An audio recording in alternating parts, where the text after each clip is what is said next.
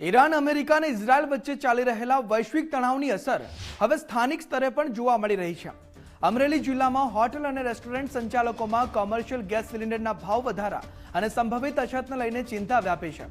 Gujarat hotel and restaurant એસોસિએશનના જણાવ્યા મુજબ સપ્લાય ખોરવાતા પાઇપ ગેસની સુવિધા વગરના રેસ્ટોરન્ટ મુશ્કેલીમાં મુકાયા છે.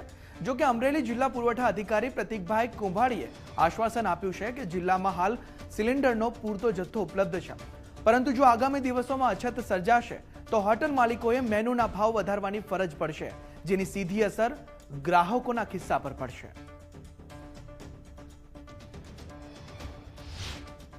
અમે છેલ્લા 28 વર્ષથી રેસ્ટોરન્ટના બિઝનેસ સાથે સંકળાયેલા છીએ અને અમારે અત્યારે કોમર્શિયલ સિલિન્ડરનો અત્યારે એટલો અભાવ છે જે ભવિષ્યમાં રેસ્ટોરન્ટ બંધ થઈ શકે એવી પરિસ્થિતિ આવી ગઈ છે.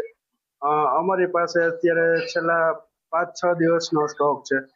એલપીજી ગેસની અછત સર્જાણી છે, એટલા માટે હોટલોમાં અછત પડે છે, ભાવ વધારે છે. એલપીજી ગેસના ભાવ વધશે એટલે હોટલોમાં ભાવ વધારશે, એટલે અમારા ખીચા ઉપર અસર પડશે. અમારી જેવા ઘણા લોકો અત્યારે હોટલમાં જમવા આવે છે, એટલા માટે એ લોકો પણ એની ઉપર પણ અસર પડશે. એટલે સરકારની એ જ વિનંતી છે કે વહેલી તકે છે ને ગેસની અછત દૂર કરાવે. કોમર્શિયલ ગેસ સિલિન્ડરની વાત કરીએ તો આપણા જિલ્લાની અંદર ડેઇલી રિક્વાયરમેન્ટ લગભગ 1980 કિલોગ્રામ જેટલી હોય છે, જે ખૂબ જ ઓછા પ્રમાણમાં છે, કારણ કે આપણા જિલ્લાની અંદર કોઈ એવી મોટી ઇન્ડસ્ટ્રીઝ કે કોમર્શિયલ યુનિટ નથી, એટલે આપણી ખપત પણ ઓછી છે. હાલ એમાં જે ફ્રીલી અવેલેબલ હતા એમાં ઓઇલ માર્કેટિંગ કંપનીએ થોડા રેસ્ટ્રિક્શન લાગુ કર્યા છે, પણ એ ફક્ત કોમર્શિયલ ગેસના બોટલો પર જ છે. હાલ એઝ ઓફ નામ એવો કોઈ પ્રશ્ન નથી.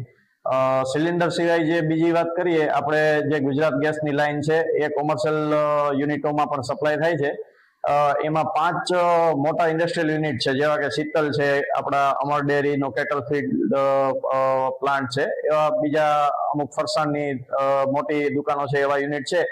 એમાં હાલ 80% એમની કેપેસિટી, એમની જે રિક્વાયરમેન્ટ છે એના 80% સુધી સપ્લાય કરવાની સરકારનું જે નોટિફિકેશન છે એ મુજબ અમલવારી થાય છે.